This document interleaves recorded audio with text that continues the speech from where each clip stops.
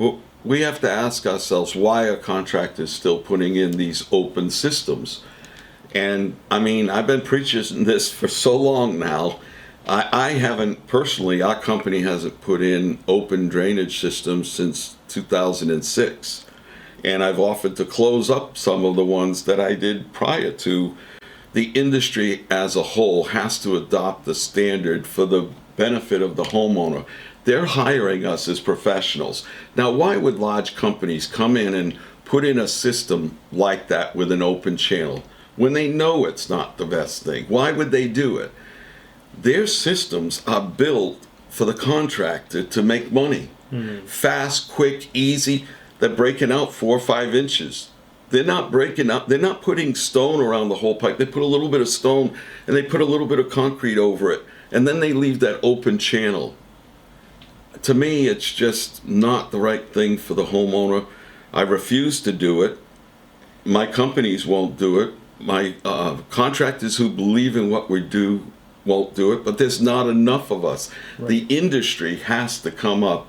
And I'd like to see the day when we do a case study where we have 2 homes in the same builder built it, same air conditioning unit, same heating, only this house has an open channel system in the basement, right. And this one has a closed.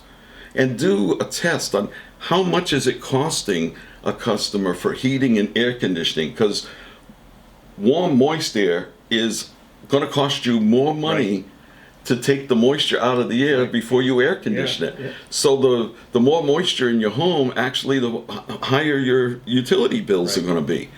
And then you've got things like, what's it costing for that moisture? Is it really affecting? Well, we know that 20% of the population, Joe, is affected by molds and mildews. I could live in a home for 80 years and never have a problem. I couldn't. I could sell it to you. You, yep, could move in my house, right, and within a week, right, if it had mold in it, you, yep, could be deathly sick. Yep. So, it's only affecting a minority of people. But you know what? If you're one of those 1 out of 4, right, or 1 out of 5, right, you're not a minority. Right, right. And my opinion on that is the 20%, they should be happy that their bodies are able to tell them something's wrong. I believe there's still an effect, but some people can actually tolerate it.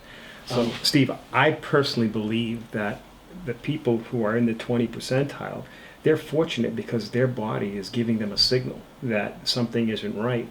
I still think that the people who don't feel the adverse effects are being affected in some way, somehow. Maybe a cold will last a little bit longer.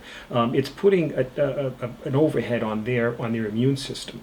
Steve, how many people are just simply not aware? When you talk about contractors putting in these systems, there are homeowners, and I'm going to say the majority, that don't have the awareness or the understanding of what you're describing. And I think this segment that we're doing is truly to create awareness, to give people, absolutely, information that there comes another side of the service, and that is the health of the home. So Henry French, 25 years after he wrote his book, which we consider the Bible of drainage, that's where the French drain came from, his name, he's the namesake of it. And he really didn't invent it. He took farm principles and just said, well, let me drain my cellar.